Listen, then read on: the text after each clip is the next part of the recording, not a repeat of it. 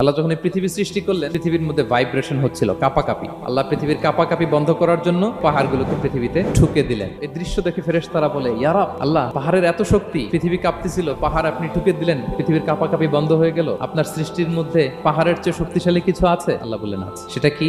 আল্লাহ বললেন সেটা লোহা, কারণ লোহা দিয়ে পাহাড় কাটা যায়, ঠিক কিনা? লোহার কথা শুনে ফেরেশতারা অবাক, লোহা পাহাড়ের চেয়ে শক্তিশালী? ফেরেশতারা প্রশ্ন করলো, ইয়া রাব, তাহলে আপনার সৃষ্টির মধ্যে লোহার চেয়ে শক্তিশালী কিছু আছে? আল্লাহ বললেন আছে। আগুন, আগুন লোহাকে কি করে? গলিয়ে ফেলে। ফেরেশতারা বলে, আগুনের চেয়ে শক্তিশালী কিছু আছে? আল্লাহ বলে আছে, আলমা, পানি, কারণ আগুনে দাউ দাউ করে জ্বলে ওঠা আগুনের মধ্যে পানি দিলে আগুন অস্তিত্ব হারায়। ফেরেশতারা শুধু অবাকই হচ্ছে, তারা বলে, তাহলে পানির চেয়ে শক্তিশালী কিছু আছে? আল্লাহ বলেন আছে, রিহ, বাতাস, কারণ বাতাস পানিকে একদিক থেকে আরেক দিকে নিয়ে যায়। জলের মধ্যে বায়ুর উচ্ছ্বাস লাগলে জলোচ্ছ্বাস তৈরি হয়। ফেরেশতারা আবার অবাক হয়ে বলে, তাহলে বাতাসের চেয়ে শক্তিশালী কিছু আছে? আল্লাহ বললেন আছে, বনি আদম, ওই মানুষ শক্তিশালী যে গোপনে দান করে, এত গোপনে যে ডান হাত কি দান করলো, বাঁ হাত সেটা টের পায় না। পড়েন সুবহানাল্লাহ।